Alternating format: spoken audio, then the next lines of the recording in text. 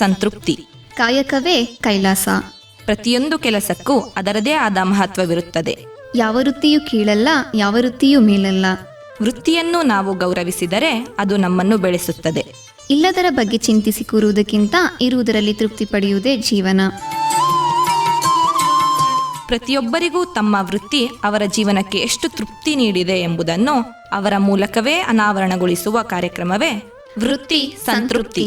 ತಪ್ಪದೇ ಕೇಳಿ ನಿಮ್ಮ ನೆಚ್ಚಿನ ಜನಧ್ವನಿ ಬಾನುಲಿಯಲ್ಲಿ.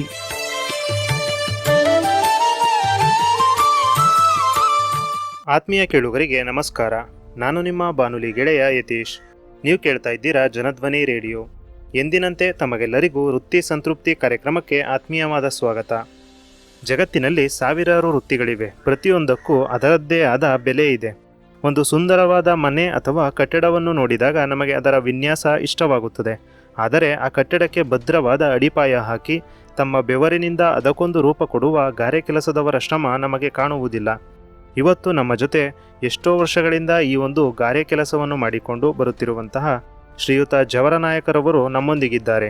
ಬನ್ನಿ ಅವರ ಅನುಭವಗಳನ್ನು ಅವರ ಮಾತುಗಳಲ್ಲೇ ಕೇಳೋಣ. ಇವತ್ತು ಅವರ ಒಂದು ವೃತ್ತಿ ಪಯಣದ ಏಳು ಬೀಳುಗಳು ಮತ್ತು ಆ ವೃತ್ತಿ ಅವರಿಗೆ ನೀಡಿದ ಒಂದು ಅಪಾರವಾದ ತೃಪ್ತಿಯ ಬಗ್ಗೆ ಮಾತನಾಡೋಣ. ಸರ್, ಪ್ರಥಮವಾಗಿ ನಮ್ಮ ವೃತ್ತಿ ಸಂತೃಪ್ತಿ ಕಾರ್ಯಕ್ರಮಕ್ಕೆ ತಮಗೆ ಆತ್ಮೀಯವಾದ ಸ್ವಾಗತ ಸರ್. ನಮಸ್ಕಾರ ಸರ್.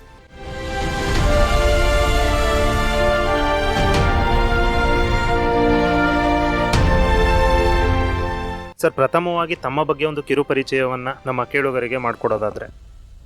ನಮಸ್ಕಾರ. ನನ್ನ ಹೆಸರು ಜವರನಾಯಕ. ನಮ್ಮ ತಂದೆ ಹೆಸರು ಬಿಳಿನಾಯಕ ಅಂತೇಳಿ. ನಾನು ಆಗತ್ತೂರು ಗ್ರಾಮ. ನಾನು ಹಿಂದೆ ಸುಮಾರು 1983-84ರಲ್ಲಿ ಸರಗೂರು ಹೈಸ್ಕೂಲಲ್ಲಿ 8ನೇ ತರಗತಿಯನ್ನು ಓದಿ SLC ಫೇಲ್ ಆದ ಉದ್ದೇಶದಿಂದ ನಾನು ನನ್ನ ಸಹಪಾಠಿಗಳ ಜೊತೆಯಲ್ಲಿ ಕೆಲವು ವೃತ್ತಿಗಳಲ್ಲಿ ಓಡಾಡ್ಕೊಂಡಿದ್ದೆ. ಆವಾಗ ನಮ್ಮ ಸ್ವಂತ ಭಾವನವರಾದ ಚಿಂಚೋಮನಾಯಕ ಅಂತೇಳಿ ಇವತ್ತು ತೀರೋಗಿದ್ದಾರೆ. ಅವರು ಇವು ಮೇಸನ್ ವೃತ್ತಿನ ಮಾಡ್ತಾಯಿದ್ರು. ಆ ಸಂದರ್ಭದಲ್ಲಿ ನಾನು ಅವ್ರ ಜೊತೆ ಕೈ ಹಾಳಾಗಿ ಮಣ್ಣು ಕಲಸೋದಕ್ಕೆ ಹೋಗ್ತಾಯಿದ್ದೆ. ನಮ್ಮ ಪಕ್ಕದ ಗ್ರಾಮ ನೆಮ್ಮನಹಳ್ಳಿ ಅನ್ನೋ ಒಂದು ಗ್ರಾಮದಲ್ಲಿ ನಮ್ಮ ಕಾಡು ಕುರುಬರ ಒಂದು ಮನೆ ಕೆಲಸ ನಡೀತಾಯಿತ್ತು. ಆ ಕೆಲಸದಲ್ಲಿ ನಾನು ಮಣ್ಣು ಕಲಿಸ್ತಾಯಿದ್ದೆ. ಮಣ್ಣು ಕಲ್ಸೋಕೆ ಹೋಗ್ತಾಯಿದ್ದೆ. ಆ ಮಣ್ಣು ಕಲ್ಸೋಕೆ ಹೋಗ್ತಾ ಇರ್ಬೇಕಾದ್ರೆ ನಮ್ಮ ಭಾವ ಅವ್ರು ಏನು ಮಾಡಿದ್ರು ಅಂದರೆ ಮಣ್ಣು ಜಾಸ್ತಿ ಕಲಿಸ್ಬಿಡೋದು. ಕಲಸಾದ್ಮೇಲೆ ಅವ್ರ ಜೊತೆ ಕರ್ಕೊತಿದ್ರು ನನ್ನ ಕಟ್ಟಡ ಮಾಡೋದಕ್ಕೆ. ನಾನು ಒಳಗಡೆ ನಿಂತ್ಕೊಂಡು ಕಟ್ಟಡ ಮಾಡ್ತಾಯಿದ್ದೆ. ಆ ಕಟ್ಟಡ ಮಾಡ್ತಾ ಮಾಡ್ತಾ ಆ ವೃತ್ತಿನ ನಾನು ಅವಲಂಬಿಸ್ಕೊಂಡೆ. ಕೊನೆಗೆ ಅವರು ಇರೋವರೆಗೂ ಕೂಡ ನನಗೆ ಬೇರೆ ಗಿಲ್ಲ ಮಾಡೋದು ಹೆಂಗೆ, ಕಟ್ಟಡ ಮಾಡೋದು ಹೆಂಗೆ, ಮತ್ತು ಅದ್ರ ಮೇಲ್ಛಾವಣಿ ಮಾಡೋದು ಹೆಂಗೆ, ಮತ್ತು ಬೇಸ್ಮೆಂಟ್ ಮಾಡ್ಬೇಕಾದ್ರೆ ಪಾಯ ತೆಗೆಯೋದಕ್ಕೆ ಅಳತೆ ಮಾಡೋದು ಹೆಂಗೆ, ಈ ವೃತ್ತಿನೆಲ್ಲ ಅವರೇ ನನಗೆ ಕಲಿಸ್ಕೊಟ್ಟವರು. ಅವ್ರು ಕಲಿಸ್ಕೊಟ್ಟು ನಂತರ ನಾನು ಸ್ವಂತವಾಗಿ ಮನೆಗಳನ್ನ ಕಟ್ಟೋಕ್ಕೆ ಪ್ರಾರಂಭ ಮಾಡಿದಾಗ ನನ್ನ ಜೊತೆಲಿ ಕೆಲವು ಹುಡುಗರನ್ನ ಕಟ್ಕೊಂಡು ನಾನು ಕೆಲವು ಅವ್ರನ್ನ ನನ್ನಿಂದ ಕೆಲವು 4-5 ಜನನ ಕೆಲಸ ಮಾಡೋವಂಥ ಕೆಲಸನ ಕಲಿಸ್ಕೊಟ್ಟಿದ್ದೀನಿ. ನಾನು ಇಲ್ಲಿವರೆಗೂ ಕೂಡ ನಾನು ಕೆಲಸ ಮಾಡ್ಕೊಂಡು ಬರ್ತಾಯಿದ್ದೀನಿ. ಬರಬೇಕಾದ್ರೆ ನಾವು ಸ್ಟಾರ್ಟಿಂಗಲ್ಲಿ ಏನು ಹೇಳ್ಬೇಕು ಅಂದರೆ 2013ರಲ್ಲಿ ಈ ಆಗತ್ತೂರು ಗ್ರಾಮದಲ್ಲಿ 16 ಜನ ಮೇಸನಿದ್ದು. ಅಲ್ಲಿ ನಮ್ಗೆ ಹಿರಿಯರುವಂಥ ನಿಂಗಣ್ಣ ಅಂತ ಮೇಸನಿದ್ರು. ಅವ್ರು ತೀರೋಗ್ಬಿಟ್ರು. ಅವ್ರು ದೊಡ್ಡ ಕೆಲಸಗಾರರು. ಮತ್ತು ಈ ಕಾರ್ವಿಂಗ್ ಕೆಲಸ ಎಲ್ಲ ಅವರಲ್ಲಿ ಮಾಡ್ತಿದ್ರು. ನಮ್ಗೆ ಅಂಥ ಏನು ಕಾರ್ವಿಂಗ್ ಕೆಲಸಗಳು ಗೊತ್ತಿರಲಿಲ್ಲ. ಕಟ್ಟಡ ಮಾಡ್ತಿದ್ದು, ಗಿಲವ್ ಮಾಡ್ತಿದ್ದು, ಮತ್ತು ಜನರಿಗೊಂದು ನರಳು ಮಾಡ್ತಿದ್ವು, ಅಷ್ಟೊಂದು ಗೊತ್ತಿತ್ತು ನಮಗೆ. ಅದು ಬಿಟ್ಟರೆ ಇನ್ನೂ ಮೇಸನ್ ಜವರನಾಯಕ ಅಂತೇಳಿ, ಮತ್ತು ನಮ್ಮ ಭಾವ ಅವ್ರು ಇರ್ಬೋದು, ಇನ್ನೊಬ್ಬರು ಚೆನ್ನಾಯಕ ಅಂತೇಳಿ, ಒಬ್ಬರು ಬಸವರಾಜು ಅಂತೇಳಿ ನನಗೆ 2ನೇ ಗುರುಗಳು. ನಾನು ಕೊನೆಗಂಟು ನನ್ನ ಕೆಲಸ ನನ್ನ ಜೊತೆಗೆ ಮಾಡಿದಂಥವರು ಬಸವರಾಜು ಅಂತ ತೀರೋಗ್ಬಿಟ್ರು. ಅವ್ರ ಜೊತೆ ಕೆಲಸ ಮಾಡ್ಕೊಬಂದು ನಾನು ಈ ಊರಿನಲ್ಲಿ ಒಂದು ಸಂಘ ಸ್ಥಾಪನೆ ಮಾಡಿದೆ. 2013ರಲ್ಲಿ 16 ಜನ ಸದಸ್ಯರಿಗೂ ಒಂದುಗೂಡಿ ಒಂದು ವಿದ್ಯಾಧಿಪತಿ ಗಾರೆ ಕೆಲಸಗಾರರ ಸಂಘ ಅಂತೇಳಿ ಒಂದು ಸಂಘ ಸ್ಥಾಪನೆ ಮಾಡಿದೆ ನಮ್ಮ ಸ್ವಂತ ಒಂದು ಗ್ರಾಮದಲ್ಲಿ. ಅಲ್ಲೇ ನಾನೇ ಒಂದು ಕಾರ್ಯದರ್ಶಿಯಾಗಿಯೂ, ಮತ್ತು ಜವರನಾಯಕರು ಅಂತೇಳಿ ಜವರನಾಯಕರು ಅಂತೇಳಿ ಅವರು ಅಧ್ಯಕ್ಷರಾಗಿದ್ದರು. ಆ ವೃತ್ತಿನ ಬರ್ತಾ ನಮ್ಮಲ್ಲಿ ಈ ಕಲಿಯಂಥ ಹುಡುಗರು ಜಾಸ್ತಿ ಆಸಕ್ತಿ, ಈ ಒಂದು ಕೆಲಸದಿಂದ ಆಸಕ್ತಿಯಾಗಿ ಆ ಕೆಲಸನ ಕಲಿತು ಹೆಚ್ಚು ಕಮ್ಮಿ ಸುಮಾರು 20 ಜನ 30 ಜನ ಹಿಂಗೆ ಆ ಸಂಘದ ಸದಸ್ಯರಾದರು. ಆ ಸಂಘದ ಸದಸ್ಯರಾದಾಗ ನನ್ನ ಒಂದು ಮುಂದಿನ ಒಂದು ಫ್ಯೂಚರ್, ನಾನು ಸಂಘ ಮಾಡಿದ್ಮೇಲೆ ಆ ಸಂಘದಿಂದ ಈ ಜವರನಾಯಕರಿಂದ ಏನು ಕೊಡುಗೆ ಅಲ್ಲ, ಅದರಿಂದ ಬೇರೆ ಕಡೆಯಿಂದ ಏನು ಮಾಡಿರ್ಬೋದು ಸಂಘಕ್ಕಾಗಿ ಆಧಾರ ನನ್ನ ಒಂದು ಉದ್ದೇಶ ಬೇಕಲ್ಲ ಅಂತೇಳಿ ನಮ್ಮ ಗ್ರಾಮದಲ್ಲಿ ಎಲ್ಲ ಜನಾಂಗದ ಒಂದು ಸಭೆಯಲ್ಲಿ ಅವ್ರನ್ನ ಒಂದು ರಿಕ್ವೆಸ್ಟ್ ಮಾಡ್ಕೊಂಡು ನಾವೊಂದು ಛತ್ರದ ಮೇಲೆ ಅಲ್ಲಿ ಕುಂತ್ಕೊಂಡು ಸಭೆ ಮಾಡ್ತಾಯಿದ್ದು.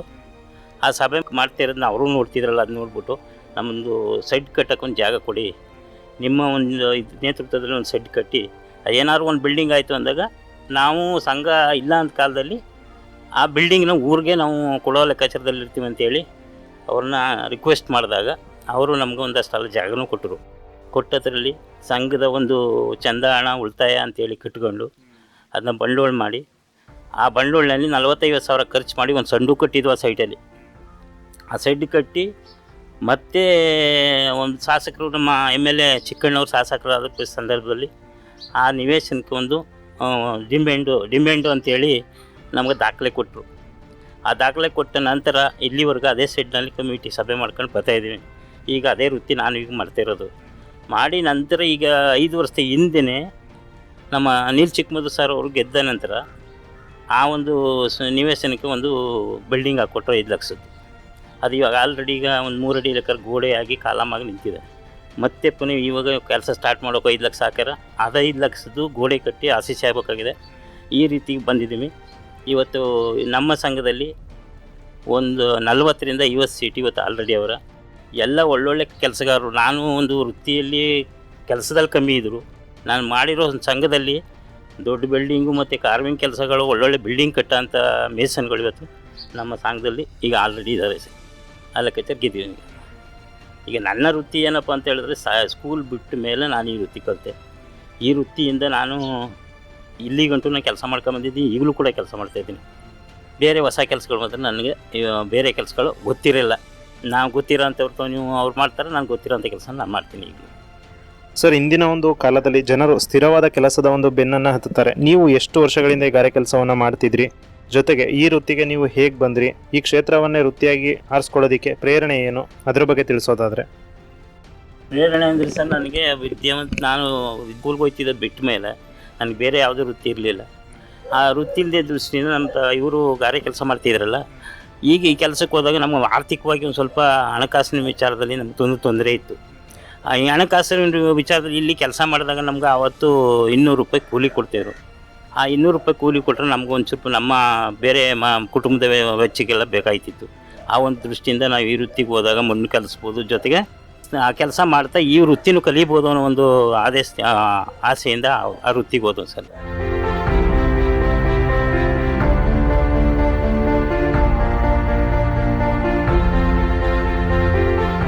ಸರ್, ಮೊದಲ ಬಾರಿಗೆ ಈ ವೃತ್ತಿಯನ್ನು ಪ್ರಾರಂಭಿಸಿದಂತಹ ಸಂದರ್ಭದಲ್ಲಿ ನಿಮಗೆ ಸಿಕ್ಕಂತಹ ಮೊದಲ ಅನುಭವ ಹೇಗಿತ್ತು? ಜೊತೆಗೆ ಆ ಅನುಭವ ಇಂದಿಗೂ ಸಹ ನಿಮಗೆ ನೆನಪಿದೆಯಾ? ಏನಾದರೂ ನೆನಪಿದ್ರೆ ಆ ಒಂದು ಅನುಭವವನ್ನು ನಮ್ಮ ಜೊತೆ ಹಂಚ್ಕೊಳ್ಳೋದಾದರೆ.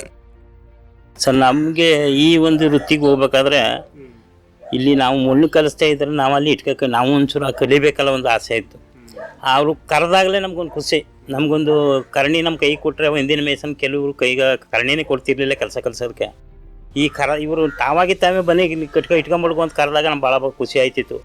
ಆ ಸಂದರ್ಭದಲ್ಲಿ ಆ ಇಟ್ಕೊಂಬಡ್ಗೋದು ಹೇಗೆ, ಮತ್ತು ನಮ್ಗಲ್ಲೂ ಒಂದು ಮಟ್ಗೋಲು ಅಂತ ಹೇಳಿದ್ರೆ ಗಜ ಅಂತ ಹೇಳ್ತಾರೆ. ಈಗ ಇಟ್ಕೊಂಬಡ್ಗದ ಮೇಲೆ ಗಜ ಯಾವಾಗ ಹಿಡಿಬೇಕು ಅಂತ ನಮ್ಗೆ ಗೊತ್ತಿರಲಿಲ್ಲ. ಆದರೆ ಇಟ್ಕೊಂಬಡ್ಗ್ತಿದ್ದು ಅವರು ಹೇಳ್ಕೊಡ್ತಿರು, ಹಿಂಗೆ ಮುಡುಗಿ ಈ ರೀತಿ ಗಜ ಹಿಡಿ ಅಂತ ಹೇಳ್ಕೊಡ್ತಿದ್ರು. ಅದೇ ನಮ್ಗೊಂದು ಖುಷಿ ಆಯ್ತಿತ್ತು ಸರ್ ಆ ಕಲಿಯೋದು. ಸರ್, ಒಂದು ಕಟ್ಟಡವನ್ನು ಕಟ್ಟಬೇಕಾದ್ರೆ ನಿಮ್ಮ ಪಾತ್ರ ತುಂಬ ದೊಡ್ಡದಾಗಿರುತ್ತೆ. ಈಗ ಬೆಳಿಗ್ಗೆಯಿಂದ ಸಂಜೆವರೆಗೆ ನಿಮ್ಮ ದಿನಚರಿ ಹೇಗಿರುತ್ತೆ? ಜೊತೆಗೆ ಈ ಕೆಲಸದಲ್ಲಿ ಇರುವಂತಹ ಮುಖ್ಯ ಸವಾಲುಗಳು ಅಥವಾ ಕಷ್ಟಗಳು ಏನು? ಅದರ ಬಗ್ಗೆ ಹೇಳೋದಾದರೆ. ಸರ್, ನಮ್ಮಲ್ಲಿ ಸವಾಲು ಅಂತ ಹೇಳಿದ್ರೆ ಈಗ ನಾವು 4 ಅಡಿ 5 ಅಡಿ 10 ಅಡಿ ಗಂಟು ಕೆಲವು ಮನೆಗಳನ್ನ ಹೆಚ್ಚು ಕಮ್ಮಿ 12 ಅಡಿ ಲೆವೆಲ್ಗೂ ಕಟ್ತಿದ್ವಿ, ಹಿಂದ್ಲಿಂದ್ವಿ. ಆ ಗೇಬಲ್ ಗೋಡೆಗೆ ಹತ್ತು ನಿಂತ್ಕೊಂಡ್ರೆ ಗಾಳಿ ಬಿಡ್ದ ಬತ್ತು ಅಂದರೆ ನಾವು ಕೆಲಸ ಲೆಗದಲ್ಲಿ ನಾವು ಇರ್ತೀವಿ. ಏನಾರ ಆಕಸ್ಮಿಕ ಗಾಳಿ ಬಿಡುತ್ತೆ ತೂಗ್ತು ಅಂದಾಗ ಕೈ ಒಂದು ಸ್ವಲ್ಪ ಮಿಸ್ ಆದರೂ ನಮ್ಮದು ಅಂಥ ಪರಿಸ್ಥಿತಿ ಕೆಳಗೆ ಬಿದ್ದ ಮೇಲೆ ಹೋಯ್ತು. ಆ ಲೆಕ್ಕಾಚಾರಕ್ಕೆ ನಮ್ಮ ಒಂದು ಪರಿಸ್ಥಿತಿ ಇಲ್ಲ. ಆದರೂ ಕೂಡ ಈ ಒಂದು ವೃತ್ತಿನ ನಾವು ಕಲ್ತಿದ್ದೀವಿ. ಈ ವೃತ್ತಿ ಲೆಕ್ಕಾಚಾರ ನಾವು ಮಾಡಲೇಬೇಕು. ನಾವು ಈ ಬೀಳ್ತೀವಿ ಹೇಳ್ತೀವಿ ಅನ್ನೋ ಒಂದು ಭಯ ಬಿಟ್ಟು ನಮ್ಮ ವೃತ್ತಿನ ಮಾಡ್ಕೊಂಡು ಬಂದಿದ್ದೀವಿ ಸಲಿಗೆ. ಈ ಒಂದು ಕಷ್ಟಗಳೆಲ್ಲ ಇದೆ. ಬಿದ್ದಿದ್ದೀವಿ, ಎದ್ದಿದ್ದೀವಿ, ಮತ್ತು ತೊಡೆ ಗಿಡ ಎಲ್ಲ ಮುರಿದಿದೆ. ಆ ಲೆಕ್ಕಾಚಾರಕ್ಕೆಲ್ಲ ಆಗಿದ್ರು ಕೂಡ ನಾವು ಆ ವೃತ್ತಿನ ಬಿಟ್ಟಿಲ್ಲ. ಯಾಕೆ ಅದು ಕಲಿತು ವೃತ್ತಿನ ಬಿಡೋದು ಬೇಡ, ಅದರಿಂದ ನಮ್ಗೆ ಆದಾಯ ಇದೆ, ಅದನ್ನ ಬಿಡೋದು ಬೇಡ ಅಂತೇಳಿ ಈಗಲೂ ಕೂಡ ಕೆಲಸ ಮಾಡ್ತಾಯಿದ್ದೀವಿ. ಸರ್, ಆರ್ಥಿಕವಾಗಿ ಒಂದು ಏರಿಳಿತಗಳಿದ್ದರೂ ಸಹ ಎಂದಾದರೂ ಈ ವೃತ್ತಿ ಸಾಕು ಅನ್ನೋ ಬೇಸರ ಏನಾದರೂ ಮೂಡಿತ್ತಾ? ಈ ಒಂದು ವೃತ್ತಿ ನೀಡುವ ತೃಪ್ತಿ ಎಲ್ಲ ನೋವುಗಳನ್ನ ಮರೆಸ್ತಾ? ಅದರ ಬಗ್ಗೆ ತಿಳಿಸೋದಾದರೆ. ಈ ವೃತ್ತಿ ಒಂದು ನಮಗೆ ನಮ್ದು ಯಾವುದೇ ಮನೆಯಲ್ಲಿ ಏನೇ ತೊಂದರೆ ಇದು ಕಷ್ಟ ಇದ್ದರೂ ಸಹ ನಾ ಈ ವೃತ್ತಿಗೆ ಒಬ್ಬರು ಮನೆಗೆ ಕೆಲಸ ಮಾಡೋಕ್ಕೆ ಹೋದಾಗ ಅಲ್ಲಿ ನಮ್ಮ ಸಹಪಾಠಿಗಳ ಜೊತೆ ಕೆಲಸ ಮಾಡ್ತಾಯಿದ್ರೆ ನಮ್ಗೆ ಯಾವುದೇ ಆದ ಒಂದು ಕಷ್ಟ ಇದೆ ಅನ್ನೋ ಒಂದು ಭಾವನೆ ಇಲ್ಲ. ಯಾವುದೇ ನೋವಿದೆ ಅನ್ನೋ ಒಂದು ಭಾವನೆ ಇರಲ್ಲ. ಅವರ ಒಂದು ಜೊತೆ ಒಡನಾಟ ಆಡ್ಕೊಂಡು ಅವ್ರಲ್ಲಿ ಖುಷಿ ಪಟ್ಕೊಂಡು ಆ ಕೆಲಸ ಮಾಡಬೇಕಾದ್ರೆ ಕೆಳಕ್ಕೆ ನಮ್ಗೆ ಭಯ ಅನ್ನೋ ಒಂದು ಭಯನೇ ಇರಲ್ಲ. ಅಲ್ಲಿ ಮಾತಾಡ್ಕೊಂಡು ಕೆಲಸ ಮಾಡ್ತಾಯಿದ್ರೆ ಆ ಒಂದು ಖುಷಿಲಲ್ಲಿ ಇರ್ತೀವಿ. ಯಾವುದೇ ರೀತಿಯಲ್ಲಿ ನಮಗೆ ತೊಂದರೆ ಇಲ್ಲ. ಈ ಕೆಲವು ನೋವುಗಳನ್ನ ಮರೆಯಬಹುದು ಅಲ್ಲಿ ಹೋದಾಗ ಅನ್ನೋ ಉದ್ದೇಶದಿಂದ ಈಗಲೂ ಕೂಡ ನಾವು ವಯಸ್ಸಾಗಿದೆ, ಮಂಡಿ ಗಿಂಡಿ ಎಲ್ಲ ನೋವು ಬರ್ತಿದೆ. ಈಗಲೂ ಕೂಡ ಕೆಲಸ ಮಾಡ್ಬೇಕನ್ನೋ ಒಂದು ಆಸೆ ಇದೆಯೇ ಹೊರತು ಅದು ಬೇಡ ಅನ್ನೋ ಒಂದು ಇದಿಲ್ಲ. ಸರ್, ಹಳೆ ಕಾಲದಲ್ಲಿ ಮಾಡ್ತಿದ್ದಂಥ ಗಾರೆ ಕೆಲಸಕ್ಕೂ ಇಂದಿನ ಒಂದು ಆಧುನಿಕ ದಿನಗಳ ಕೆಲಸಕ್ಕೂ ನಿಮಗೆ ಕಾಣಿಸ್ತಿರೋಂಥ ವ್ಯತ್ಯಾಸಗಳೇನು? ಜೊತೆಗೆ ಈಗಿನ ಹೊಸ ಮಿಷಿನ್ಗಳಾಗಿರ್ಬೋದು, ಯಂತ್ರಗಳಾಗಿರ್ಬೋದು ಬಂದಿರೋದ್ರಿಂದ ನಿಮ್ಮ ಕೆಲಸ ಎಷ್ಟು ಸುಲಭವಾಗಿದೆ ಅಥವಾ ಎಷ್ಟು ಕಷ್ಟ ಆಗಿದೆ ಅದ್ರ ಬಗ್ಗೆ ತಿಳಿಸೋದಾದರೆ. ಸರ್, ನಾವು ಹಿಂದೆ ಮಾಡ್ತಿದ್ದ ಕೆಲಸ ಅಂತಂದ್ರೆ RCC ಒಂದು ಮನೆ RCC ಅಂತ ಹೇಳಿದ್ರೆ ನಾವು ಕಳ್ಳಿ ತರಿಸಿ ಕಳ್ಳಿನ ಹಾಸಿ ಅದ್ರ ಮೇಲೆ ಮಣ್ಣು ಹಾಕಿ ಮಣ್ಣಿನ ಮೇಲೆ ಅದನ್ನೆಲ್ಲ ತಾರಿಸಿ ಗಾರ ಹಾಕಿ ಜೊತೆಗೆ ಮೇಲೆ ತೊಪ್ಪ ತಾರಿಸಿ ಆಮೇಲೆ ನಾವು RCC ಕಾಂಕ್ರೀಟ್ನ ಹಾಕ್ತಿದ್ದು.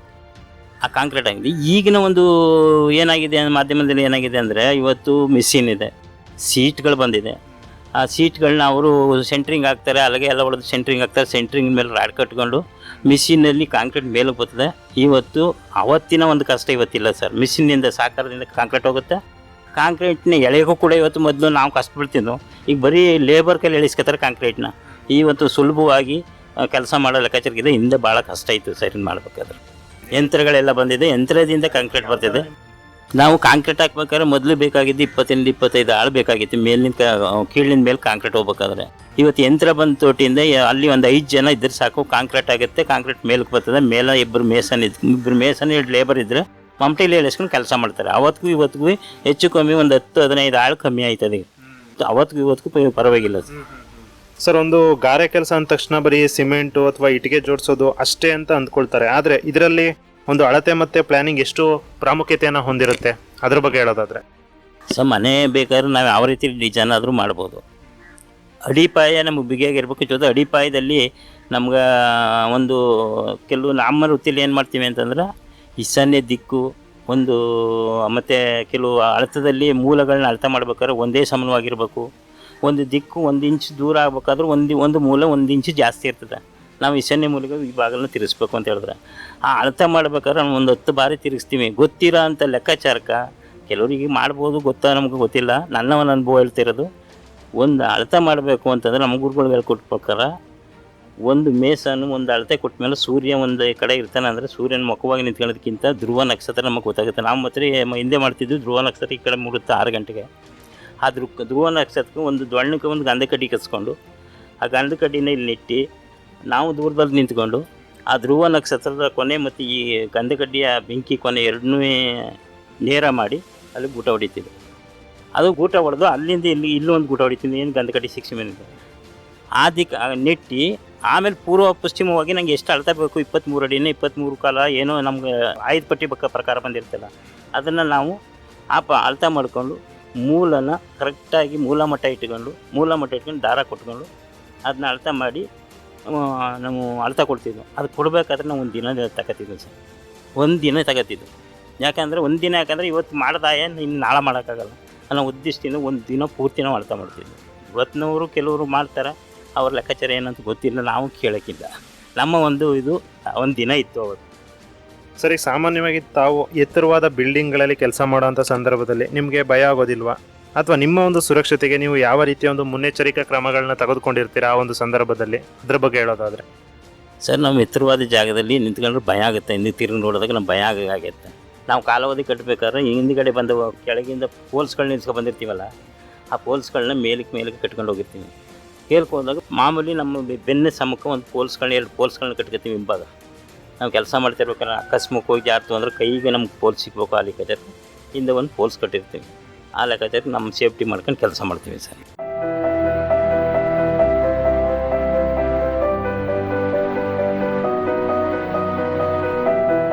ಸರ್, ಪ್ರಮುಖವಾಗಿ ತಮ್ಮ ಒಂದು ಈ ಗಾರೆ ಕೆಲಸದಲ್ಲಿ ಏನೆಲ್ಲ ಉಪಕರಣಗಳನ್ನು ಬಳಸ್ತೀರಾ? ಆ ಒಂದು ಉಪಕರಣಗಳ ವಿಶೇಷತೆಯ ಬಗ್ಗೆ ಮತ್ತು ಆ ಉಪಕರಣಗಳ ಬಗ್ಗೆ ತಿಳಿಸ್ಕೊಡೋದಾದರೆ. ಸರ್, ನಮ್ಮ ಪ್ರಥಮವಾಗಿ ಒಂದು ಕರಣಿ, ಅದು ಮುಖ್ಯವಾಗಿ ಗಾರೆ ಹಾಕೊಳ್ಳೋದಕ್ಕೆ, ಗಾರೆ ಎಳೆ ಮಟ್ಟ ಮಾಡೋದಕ್ಕೆಲ್ಲ ಕರಣಿ ಬೇಕು. ಆ ಕರಣಿಯ ಮಟ್ಟ ಆದಮೇಲೆ ನಮ್ಗೆ ಗಜ ಮಟ್ಟಗೋಲು ಅಂತ ಹೇಳ್ತೀವಿ. ಆ ಮಟ್ಟಗೋಲು ಹಾಕ್ಬೇಕು ಅಂದ್ರೆ ನಾವು ಇಟ್ಗೆ ಮುಡಿಕೊಂಡು ಹೋದ್ಮೇಲೆ ಒಂದು 10 ಇಟ್ಗೆ ದೂರಕ್ಕೆ ಮುರಿದ ಮೇಲೆ ಆ 10 ಇಟ್ಗೆ ನೇರ ಮಾಡ್ಕೊಳ್ಳೋಕ್ಕೋಸ್ಕರ ಗಜ ಬೇಕು. ಆ ನೇರ ಮಾಡ್ಕೊಂಡು ಮೇಲಿಂದ ಕೆಳಗಡೆ 2ನೇ ಸ್ಟಾರ್ಟಿಂಗ್ ಮುಡಿಗಿರೋ ಇಟ್ಟಿಗೆ ನಮಗೆ ನೇರ ಇದ್ದ ಇಟ್ಗೆ ಅಂತ ಬೂಡ್ಕೊಳ್ಳೋಕ್ಕೋಸ್ಕರ ತೂಕದ ಗುಂಡು ಅಂತಿದೆ. ಆ ಗುಂಡು ನಮಗೆ ಮುಖ್ಯ. ಆ ಗುಂಡನ್ನ ಕೆಳಗೆ ಬಿಟ್ಟು ಈ ಇಟ್ಟಿಗೆ ಎರಡು ನೇರ ಇದೆಯಾ ಅನ್ನೋ ಲೆಕ್ಕಾಚಾರಕ್ಕೆ ಅದು ಅಳತಕ್ಕೆ ಮಾತ್ರ, ತೂಕಕ್ಕೆ. ಅದು ಬಿಟ್ಟರೆ ಇನ್ನು ಟ್ಯೂಬ್ ಹಾಕ್ಬೇಕಪ್ಪ ಅಂತಂದರೆ ನಾವು ಮೇಲೆ ಮಟ್ಟ ಮಾಡ್ಕೊಂಡಾಗ ಗೋಡೆ ನಾಲ್ಕ ಮೂಲ ಮಟ್ಟ ಇದೆಯಾ ಅಂತ ನೋಡ್ಕೊಳ್ಳೋಕ್ಕೋಸ್ಕರ ಪ್ಲಾಸ್ಟಿಕ್ದು ಟ್ಯೂಬ್ಗೆ ನೀರು ತುಂಬಿ ಆ ಟ್ಯೂಬ್ ಬೇಕು ನಮಗೆ. ಅದು ಬಿಟ್ಟರೆ ಇನ್ನು ಸೂತಿಗೆ ಕಲ್ಲು ಕಟ್ಟಬೇಕಾದ್ರೆ ಕಲ್ಲು ಹೊಡ್ಕೋಬೇಕು, ಮಟ್ಟ ಮಾಡ್ಕೋಬೇಕು, ಏಣು ಪಣಿ ಇದ್ರೆ ಹೊಡ್ಕೊಳಕ್ಕೆ ಸೂತಿಗೆ ಬೇಕು. ಈ ರೀತಿಲಿ ನಿಂತಿರೋ ನಮ್ಗೆ ಪದಾರ್ಥಗಳು ಬೇಕಾಗುತ್ತೆ. ಅದೇ ರಸಮಟ್ಟ ಅಂಥೇಳಿ, ಟ್ಯೂಬ್ ಬದಲಾಗಿ ರಸಮಟ್ಟನ ನಾವು ನೆಲಕ್ಕೆ ಮಡಿಕತ್ತೀವಿ, ಪೇಸ್ಮೆಂಟ್ ಅವಕ್ಕೆ ಆ ಗೋಡೆಗಳಿಗೆಲ್ಲ ಟ್ಯೂಬ್ ಹಾಕತ್ತೀವಿ. ಈ ಅದನ್ನ ಮೇಲಕ್ಕೆ ನಾವು ಕಾಂಕ್ರೀಟ್ ಮಾಡಬೇಕಾದ್ರೂ ಕೆಲವು ಜಾಗ ಟ್ಯೂಬ್ನೇ ಕಟ್ತೀವಿ. ಈಗ ಇಟ್ಟಿಗೆ ಮುಡ್ತೀವಿ, 6 ಇಂಚು ಇಟ್ಟಿಗೆ ನಮ್ಗೆ ಬೇಕು ಅಂತಂದರೆ 6 ಇಂಚು ಕಾಂಕ್ರೀಟ್ ಹಾಕಬೇಕು ಅಂದರೆ ಆಗ ಇಟ್ಟಿಗೆ ಮಡಿಕೊಂಡು ಈ ಇಟ್ಟಿಗೆಯಿಂದ ಆ ಇಟ್ಟಿಗೆ ಟ್ಯೂಬ್ ಕೊಟ್ಕೊತೀವಿ. ಈಗೇನು ರಸಮಟ್ಟ ಬೇಕಾಗಿಲ್ಲ ಈಗ. ಸರ್, ಇಲ್ಲಿವರೆಗೂ ತಾವು ತುಂಬ ಸುಂದರವಾದ ಮನೆಗಳನ್ನ ಕಟ್ಕೊಟ್ಟಿದ್ದೀರಾ. ನಿಮ್ಮ ಸ್ವಂತ ಮನೆ ಕಟ್ಟುವಾಗ ನಿಮ್ಗಾದಂತಹ ಅನುಭವ ಏನು, ಜೊತೆಗೆ ನಿಮ್ಮ ಕನಸಿನ ಮನೆಯ ಬಗ್ಗೆ ತಿಳಿಸೋದಾದರೆ? ಇದು ನಮ್ಮ ಎಲ್ಲ ಕೆಲಸಗಾರರಿಗೂ ಮುಖ್ಯವಾದ ಒಂದು ಪ್ರಶ್ನೆ ಸರ್. ಈಗ ನಾವು ಕಾರ್ಮಿಕರಾಗಿ ಆಗ ಮರಗೆಲಸ ಇರ್ಬೋದು, ಗಾರೆ ಕೆಲಸ ಇರ್ಬೋದು, ಕಬ್ಬಣ ಕೆಲಸ ಇರ್ಬೋದು, ಕೋರೆ ಕೆಲಸ ಇರ್ಬೋದು, ಪ್ರತಿಯೊಬ್ಬರಿಗೂ ಕೂಡ ನಮ್ಮದೇ ಆದ ಕೆಲಸ ಮಾಡೋದು ನಮ್ಮ ಕೆಲಸ ಮಾಡ್ಕೋಬೇಕು ಅನ್ನೋದಕ್ಕೂ ನಮಗೆ ಪುರ್ಸತ್ತಿಲ್ಲ ಸರ್. ಇವತ್ತು ಬೆಳಿಗ್ಗೆ ಎದ್ದು ನಾವು ಅಲ್ಲಿ ಒಂದು ಮನೆ ಕೆಲಸ ಮಾಡ್ಬೇಕು ಅಂದ್ಕೊಂಡ್ರೆ ನಾನು ಕೆಲ್ಸ್ಕೋಬೇಕು. ಆ ಕೆಲಸ ಕೆಲಸ ಮುಗಿಯೋ ಗಂಟೆ ನನ್ನ ಮನೆ ಕೆಲಸ ಮಾಡೋಕ್ಕಾಗಲ್ಲ. ಆಗ ಅಲ್ಲಿ ಕೆಲಸ ಮಾಡೋದನ್ನು ಅದರಿಂದ ತಂದು ನಾನು ಕುಟುಂಬದ ಒಂದು ವ್ಯವಹಾರ ಏನಿದೆ ಆ ಕುಟುಂಬ ಸಾಕೋಕ್ಕೋಸ್ಕರ ಖರ್ಚು ಮಾಡಬೇಕು. ಅದರಿಂದ ಉಳಿಸಿ ನಾವು ಮನೆ ಕಟ್ಟೋಕ್ಕಂತೂ ಆಗಲ್ಲ. ಕೆಲವು ಕಟ್ಟಿದ್ದಾರೆ ಇಲ್ಲ ಅಂತಲ್ಲ, ಅವ್ರದ್ದೇ ಆದ ಒಂದು ಬೇರೆ ವೃತ್ತಿನೂ ಇರ್ತದೆ. ಆ ವೃತ್ತಿ ಹಣನೂ ಬಳಸ್ಕೊಂಡು ಇದನ್ನೂ ಬಳಸ್ಕೊಂಡು ಮನೆ ಕಟ್ಟಾರ. ಕೆಲವು ಕಾರ್ಮಿಕರು ಏನಾಗಿದ್ದಾರೆ ಅಂತಂದರೆ ಪಾಪ ಅಲ್ಲಿಂದ ತಂದದನ್ನೇ ಇಲ್ಲಿ ತಮ್ಮ ಸಂಸಾರ ಸಾಕಬೇಕು, ಮಕ್ಕಳು ಓದಿಸ್ಬೇಕು, ಮತ್ತು ಈ ಕೆಲವು ವಿಚಾರಕ್ಕೆಲ್ಲ ಇದನ್ನ ಖರ್ಚು ಮಾಡಬೇಕು. ಅದಕ್ಕೂ ಕೂಡ ಅದು ಕೊಟ್ಟ ಹಣ ಸಾಲಲ್ಲ. ಅದರಿಂದ ಸಾಲ ಮಾಡಾದರೂ ಮಕ್ಕಳನ್ನ ಓದಿಸ್ಬೇಕಲ್ಲ, ಇದೊಂದು ಮುಖ್ಯವಾದ ಒಂದು ಇದಿರೋದ್ರಿಂದ ಪ್ರತಿಯೊಬ್ಬರು ಮಕ್ಕಳ ಮೇಲೆ ಒಂದು ಗಮನ ಕೊಟ್ಟಾರೋ ಹೊರತು ನಾನು ಮನೆ ಕಟ್ಟಬೇಕು ಅವರಂಗೆ ಕಟ್ಟಬೇಕು ಅನ್ನೋ ನಮ್ಗೆ ಒಂದು ಅವಕಾಶ ಸಿಗಲ್ಲ ಸರ್. ನಮಗೆ ಇಲ್ಲಿ ಮನೆ ಹೋಗಿ ಕೆಲಸ ಮಾಡ್ತೀವಿ, ಕೆಲಸ ಬಿಟ್ಟು ಮನೆಗೆ ಬಂದಿರ್ತೀವಿ. ಈ ಮನೆ ನಮ್ಮ ಮನೆನೇ ಕಟ್ಟಬೇಕು ಅಂದರೆ ನಮಗೊಂದು ಸ್ವಲ್ಪ ಅವಕಾಶ ಇರಲ್ಲ, ಪ್ರತಿಯೊಬ್ಬರಿಗೂ ಅಷ್ಟೇ. ಸರ್, ನಿಮ್ಮ ಮಕ್ಕಳು ಕೂಡ ಇದೇ ವೃತ್ತಿಗೆ ಬರುವುದು ನಿಮ್ಗೇನಾದರೂ ಇಷ್ಟ ಇದೆಯಾ, ಅಥವಾ ಅವರನ್ನು ಬೇರೆ ಕ್ಷೇತ್ರಕ್ಕೆ ಕಳಿಸ್ಬೇಕು ಅಂತ ಏನಾದರೂ ನೀವು ಅಂದ್ಕೊಂಡಿದ್ದೀರಾ? ಅದ್ರ ಬಗ್ಗೆ ಹೇಳೋದಾದರೆ? ಹೌದು ಸರ್, ಈಗ ನಾವು ಮಾಡಿರೋ ವೃತ್ತಿಲಿ ಇಲ್ಲಿ ಗಂಟೆ ನಾವು ಮಾಡಿದ್ದೀವಿ. ಇನ್ನೂ ಕೆಲವು ಅದೇ ಇದ್ದಾರೆ, ಇಲ್ಲ ಅಂತ ಹೇಳ್ತಲ್ಲ. ನಾವು ಪಟ್ಟಿರೋ ಕಷ್ಟ ನಮ್ಮ ಮಕ್ಕಳು ಪಡ್ಬಾರ್ದು ಅನ್ನೋ ಒಂದು ದೇಶದಲ್ಲಿ ವಿದ್ಯಾವಂತನಾಗಿ ಮಾಡಬೇಕು, ಅವ್ರನ್ನ ಬೇರೆ ಒಂದು ಇದರಲ್ಲಿ ಕಳಿಸ್ಬೇಕು. ಒಂದು ಸರ್ಕಾರಿ ಕೆಲಸ ಇಲ್ಲ ಅಂದರೂ ಅವ್ರದ್ದೇ ಆದ ವೃತ್ತಿ ಬೇರೆ ವೃತ್ತಿಯಲ್ಲಿ ಮಾಡಲಿ ಅನ್ನೋ ಒಂದು ಇದೆಯೇ ಹೊರತು ಇದರಲ್ಲಿ ಕೆಲವು ಎಷ್ಟೋ ಜನ ಪಾಪ ಕಾಲು ಕಳ್ಕೊಂಡು ಕೈ ಕಳ್ಕೊಂಡು ಅವ್ರ ಜೀವನನೇ ಬೇರೆ ರೀತಿಯಲ್ಲಿ ಆಗಲ್ಲ. ಲೆಕ್ಕಾಚಾರಕ್ಕೂ ಇದರ ಇಲ್ಲ ಅಂತ ಹೇಳ್ತಿಲ್ಲ. ಅಂಥವ್ರಿಗೆ ಸರ್ಕಾರದಿಂದ ಕೆಲವು ಅವ್ರನ್ನ ಗಮನಿಸಲ್ಲ. ಈಗ ನಮ್ಮದು ಲೇಬರ್ ಆಫೀಸ್ ಇದೆ, ಲೇಬರ್ ಆಫೀಸು ಅಂತಂತ ಹೇಳಿದಾಗ ನಿಜವಾದ ಕಾರ್ಮಿಕರನ್ನ ಯಾರೂ ಗುರುತಿಸ್ತಾ ಇಲ್ಲ. ಅಲ್ಲಿ ಅವ್ರು ಯಾರೋ ಇರ್ತಾರೆ, ಮೇಸನ್ ಯಾರೋ, ಲೇಬರ್ ಯಾರೋ ಇರ್ತಾರೆ. ಮೇಸನ್ ನಿಜವಾದ ಮೇಸನ್ ಯಾರೋ ಇರ್ತಾರೆ, ಅಲ್ಲಿ ಮೇಸನ್ನು ಗುರುತಿಸಲ್ಲ. ಲೇಬರ್ ಆಗಿದ್ರು ಕೂಡ ಅವ್ರಿಗೆ ಬೇರೆ ಬೇರೆ ಇದನ್ನೆಲ್ಲ ಸೌಕರ್ಯಗಳು ಸಿಗ್ತದ. ಮತ್ತು ನಿಜವಾದ ಫಲಾನುಭವಿಗಳಿಗೆ ಯಾವುದೇ ಸರ್ಕಾರದ ಸವಲತ್ತು ಸಿಗ್ತಾ ಇಲ್ಲ ಸರ್. ಆದ್ದರಿಂದ ನಾವು ಬೇರೆ ಒಂದು ವೃತ್ತಿಗಳು, ಈಗ ಉದಾಹರಣೆಗೆ ನನಗೆ 3 ಮಕ್ಕಳಿದ್ದಾರೆ ಹೊರತು, ಹಂಗೂ ಒಬ್ಬ ಮೇಸನೆ, ಒಬ್ಬ ಕೃಷಿ ಮಾಡ್ತಾನೆ, ಇನ್ನೊಬ್ಬ ಡ್ರೈವರು. ನಿಮ್ಮದೇ ಆದ ವೃತ್ತಿಲಿ ಹೋಗ್ಯಪ್ಪ ಬಾಡಿ, ಇದೇ ವೃತ್ತಿ ಅಂತ ಮುಖ್ಯ ಅಲ್ಲ, ಯಾವ್ದಾದ್ರು ಬೇರೆ ಬೇರೆ ವೃತ್ತಿಲಿ ಮಾಡ್ಕೊಂಡು ಹೋಗಿ ಅಂತ ಹೇಳಿದ್ದೀವಿ. ಆಲ್ರೆಡಿ ಒಬ್ಬ ಮಗ ಮೇಸನ್. ಸರ್, ತಾವು ಇಲ್ಲಿ ತನಕ ಕಟ್ಟಿರುವಂತಹ ಒಂದು ಕಟ್ಟಡಗಳಲ್ಲಿ ನಿಮ್ಗೆ ಇವತ್ತಿಗೂ ಸಹ ತುಂಬ ಇಷ್ಟ ಆಗಿರೋಂಥ ಕಟ್ಟಡ ಯಾವುದು, ಅದರ ಒಂದು ವಿಶೇಷತೆ ಏನು, ಅದರ ಬಗ್ಗೆ ಹೇಳೋದಾದರೆ? ಸರ್, ಈಗ ನಗರದಲ್ಲಿ ಹೇಳಬೇಕು ಅಂದರೆ ನಾವು ಬೇರೆಯವರು ಮನೆ ಕಟ್ಟಿರೋ ವಿಶೇಷತೆ ಅನ್ನಕ್ಕಿಂತ ಹೆಚ್ಚಾಗಿ ನಾವಿವತ್ತು ಸಂಘದ ಒಂದು ಸಮುದಾಯ ಭವನವನ್ನು ಎಲ್ಲರನ್ನೂ ರಿಕ್ವೆಸ್ಟ್ ಮಾಡಿ, ನಮ್ಮ ಸಂಘದವರು ಕೆಲವರು ಗೊತ್ತಿಲ್ಲದೆ ಇವನು ಏನೋ ಮಾಡೋಕ್ಕೆ ಮಾಡ್ತಾನೆ ಅಂತೆಲ್ಲ ಆಡ್ಕೊಂಡಾರ ನನ್ನನ್ನು. ನಮ್ಮ ಸಂಘದಲ್ಲಿ ಅರ್ಧ ಜನಕ್ಕೆ ಗೊತ್ತು ಈ ವಿಚಾರ, ಜವರಾಣಿ ಏನು ಮಾಡ್ತಾನೆ ಅಂತೂ ಗೊತ್ತು. ಕೆಲವರು ಇವನು ಏನು ಮಾಡೋಕ್ಕಾಯ್ತಾನೆ ಅಂತ ತಿಳ್ಕೊಳೋರು. ಅವರು ಎಲ್ಲರನ್ನೂ ಸರಿವು ದೂಗಿಸ್ಕೊಂಡು ಆ ಸಂಘದಲ್ಲೇ ಇದ್ಕೊಂಡು ಇವತ್ತು ಸಹ ನಮ್ಮದೇ ಆದ ಒಂದು ವೀರಾಂಜನೇಯ ಸಂಘ ಅಂತ ಈಗ ಹೆಸರಿರೋದು ನಮ್ಮದು. ವೀರಾಂಜನೇಯ ಗಾರೆ ಕೆಲಸ ಸಂಘದ ಒಂದು ಸಮುದಾಯ ಭವನ ಇರಬೇಕು. ನಾವೇನಾದ್ರು ಕೂತು ಹೋದ ಕಾಲದಲ್ಲಿ ನಾವು ಬಿಟ್ಟು ಹೋದ ಕಾಲದಲ್ಲಿ ಆದರೂ ನಮ್ಮದೊಂದು ಹೆಸರು ಉಳಿತು ಅಂತೇಳಿ ಈಗ ಒಂದು ಸಮುದಾಯ ಭವನ ಕೆಲಸ ಸ್ಟಾರ್ಟ್ ಆಗಿದೆ. ಅದನ್ನು ಪೂರ್ಣ ಮಾಡಬೇಕು ಅನ್ನೋದೊಂದು ನನ್ನ ಆಸೆ ಇದೆ ಸರ್. ಇನ್ನು ಸ್ವಲ್ಪ ದಿನದಲ್ಲಿ 1 ವರ್ಷದೊಳಗೆ ಅದು ಪೂರ್ಣ ಆಯ್ತಾ, ಅಲ್ಲಿವರೆಗೂ ಇಲ್ಲ ಅಂದರೂ ಕೂಡ ಅದನ್ನು ಬಿಲ್ಡಿಂಗ್ ಮಾಡಿದ್ದೀನಿ ಅನ್ನೋ ಒಂದು ತೃಪ್ತಿ ನನಗಿದೆ ಸರ್. ನಾವು ಕಟ್ಟಿರೋದು ಸರ್ RCC ಯಾವ ಮಾಡಿಲ್ಲ ಸದ್ಯಕ್ಕೆ. ನಾವೆಲ್ಲ ಹಿಂದೆ ಮನೆಗಳು ಹಂಚಿನ ಮನೆಗಳು ಮಾಡ್ತಿದ್ದು. ಹಂಚಿನ ಮನೆ ಅಂದರೆ ಕಟ್ಟೋ ಸರ್ಗಳು, ಮಧ್ಯ ಅಂಕಣ ಎತ್ತರ ಕಟ್ಟೋದು, ಆ ಕಡೆ ಹೊಸರೆಲ್ಲ ಕಟ್ಟೋದು, ಇಲ್ಲ ಹಂಚಿನ ಮನೆಗಳು ಕಟ್ತಿದ್ದವು. ಇಲ್ಲಿ ನಮ್ಮ ಇದೇ ಊರಿನಲ್ಲಿ ಹೆಚ್ಚು ಕಮ್ಮಿ ಸುಮಾರು ಒಂದು 20 ಮನೆಗಳು ಕಟ್ಟಿದ್ದೀವಿ. ಈಗ ಬಸವರಾಜು ನಮ್ಮ ಗುರುಗಳು ಅಂತ ಹೇಳಿದ್ನಲ್ಲ, ಅವರು ನಾನು ಇಬ್ಬರೇ, ನನ್ನ ಜೊತೆಗೆ ಇಬ್ಬರು ಹುಡುಗರನ್ನ ಕಟ್ಕೊಂಡು ಒಂದು 20 ಮನೆ ಕಟ್ಟಿದ್ದೀವಿ. ಇವತ್ತು ಆ ಮನೆಗಳು ಇವತ್ತಿದೆ. ಕೆಲವು ಮನೆಗಳು ಹೋಗಿವೆ, ಯಾಕೆಂದರೆ ಅವರು ವಾಸ ಮಾಡೋದೇ ದೃಷ್ಟಿಯಿಂದ ಕೆಲವು ಮನೆಗಳು ಹೋಗಿವೆ. ಇವತ್ತು ಇರೋ ಮನೆಗಳಲ್ಲಿ ಒಬ್ಬರು ಮುದ್ದನಾಯಕರವ್ರ ಮನೆ ಕಟ್ಟಿದವು.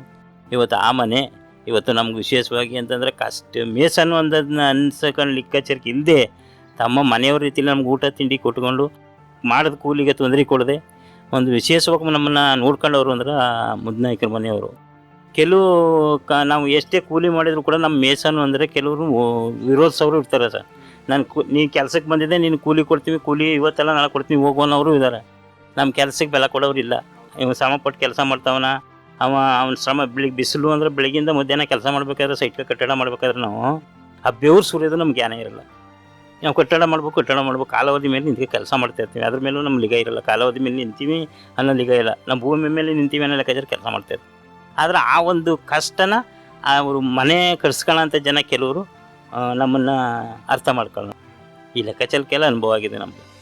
ಸರ್, ಈಗ ತಾವು ಮಾತಾಡ್ತಾ ಹೇಳಿದ್ರಿ, ಈಗ ನಿಮ್ಮ ಕೆಲಸದಲ್ಲೇ ನೀವು ತೊಡಗಿಸ್ಕೊಂಡಾಗ ನಿಮಗೆ ಒಂದು ಎಲ್ಲಿ ಕೆಲಸ ಮಾಡ್ತಾ ಇದ್ದೀವಿ, ಯಾವ ರೀತಿ ಕೆಲಸ ಮಾಡ್ತಾ ಇದ್ದೀವಿ ಅನ್ನೋದು ಸಹ ಅನುಭವಕ್ಕೆ ಬರದೆ, ಒಂದು ಗಳಗಳ ಮೇಲೆ ನಿಂತಿದ್ರು ಸಹ ನೀವು ನೆಲದ ಮೇಲೆ ನಿಂತಿದ್ದೀನಿ ಅಂತ ಭಾವಿಸ್ಕೊಂಡು ನಿಮ್ಮ ಕೆಲಸದಲ್ಲೇ ನಿಮ್ಮನ್ನು ಸಂಪೂರ್ಣವಾಗಿ ತೊಡಗಿಸ್ಕೊಂಡಿರ್ತೀರ.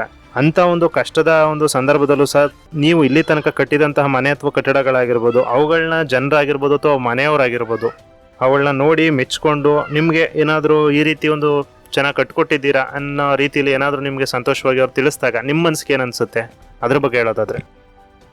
ಸರ್, ಹೇಳಬೇಕು ಅಂದರೆ ನಮ್ಗೆ 1989ರಿಂದ ಆಚೆಗೆ ಈ ಬಸವರಾಜು ಜವರ್ನಾಯಕ ಅವ್ರು ಕೆಲಸ ಮಾಡ್ತಿರೋದು ಭಾಳ ತೃಪ್ತಿಯಾಗಿ ಚೆನ್ನಾಗಿ ಕೆಲಸ ಮಾಡ್ತಾರೆ. ಅವ್ರಿಗೆ ಕೊಡಬೇಕು ಮನೆಗಳನ್ನ ಅಂತ ಎಷ್ಟೋ ಜನ ನಮ್ಮ ಹತ್ರಕ್ಕೆ ಬರ್ತಿದ್ರು.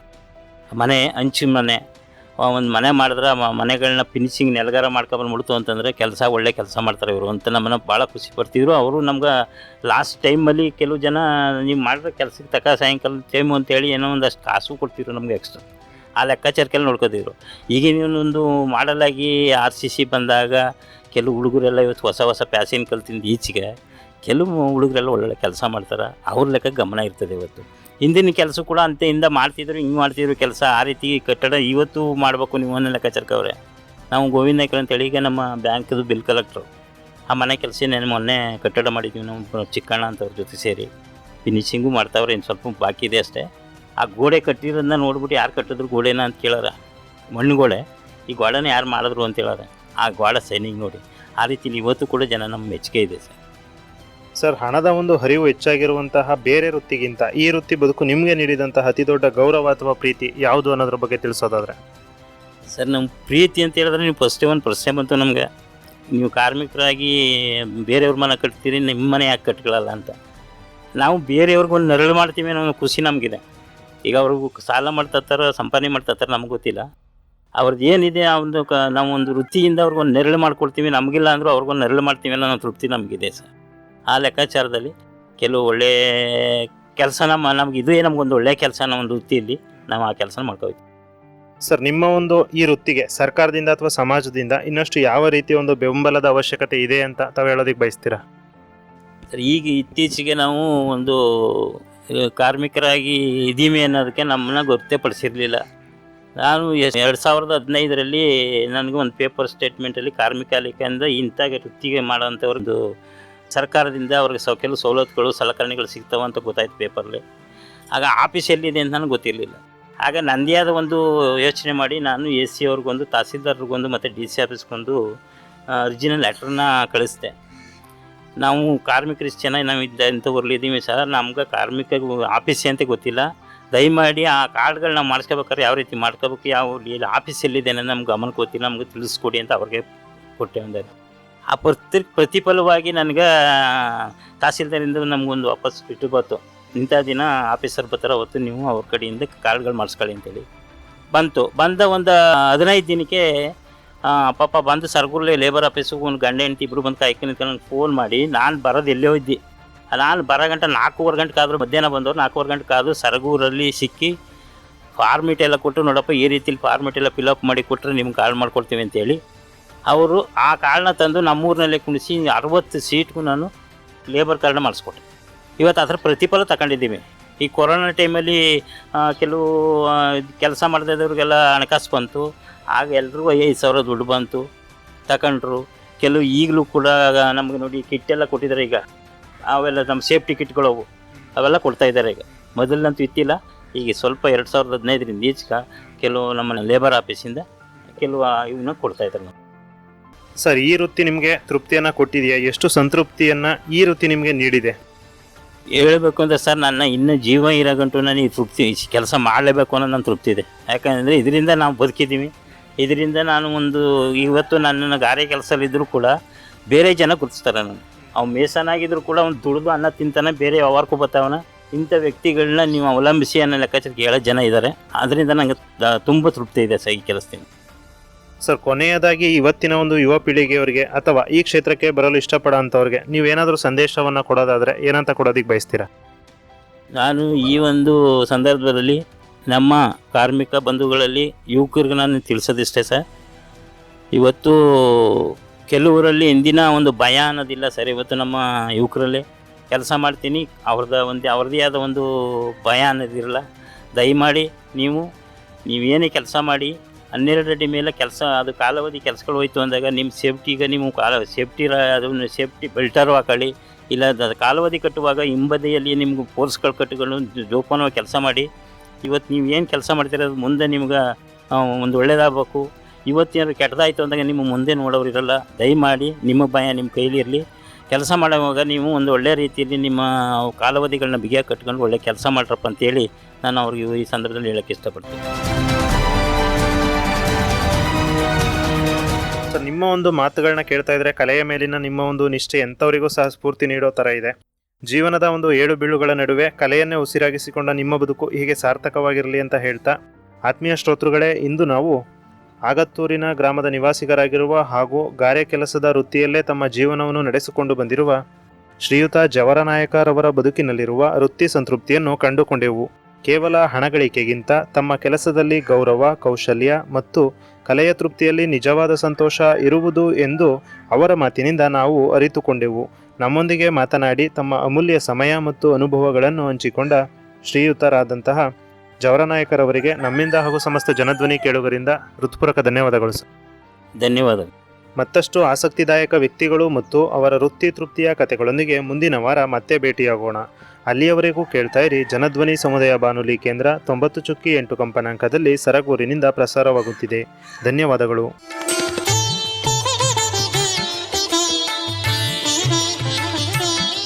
ವೃತ್ತಿ ಸಂತೃಪ್ತಿ. ಕಾಯಕವೇ ಕೈಲಾಸ. ಪ್ರತಿಯೊಂದು ಕೆಲಸಕ್ಕೂ ಅದರದೇ ಆದ ಮಹತ್ವವಿರುತ್ತದೆ. ಯಾವ ವೃತ್ತಿಯೂ ಕೀಳಲ್ಲ, ಯಾವ ವೃತ್ತಿಯೂ ಮೇಲಲ್ಲ. ವೃತ್ತಿಯನ್ನು ನಾವು ಗೌರವಿಸಿದರೆ ಅದು ನಮ್ಮನ್ನು ಬೆಳೆಸುತ್ತದೆ. ಇಲ್ಲದರ ಬಗ್ಗೆ ಚಿಂತಿಸಿ ಕೂರುವುದಕ್ಕಿಂತ ಇರುವುದರಲ್ಲಿ ತೃಪ್ತಿ ಪಡೆಯುವುದೇ ಜೀವನ. ಪ್ರತಿಯೊಬ್ಬರಿಗೂ ತಮ್ಮ ವೃತ್ತಿ ಅವರ ಜೀವನಕ್ಕೆ ಎಷ್ಟು ತೃಪ್ತಿ ನೀಡಿದೆ ಎಂಬುದನ್ನು ಅವರ ಮೂಲಕವೇ ಅನಾವರಣಗೊಳಿಸುವ ಕಾರ್ಯಕ್ರಮವೇ ವೃತ್ತಿ ಸಂತೃಪ್ತಿ. ತಪ್ಪದೇ ಕೇಳಿ ನಿಮ್ಮ ನೆಚ್ಚಿನ ಜನಧ್ವನಿ ಬಾನುಲಿಯಲ್ಲಿ.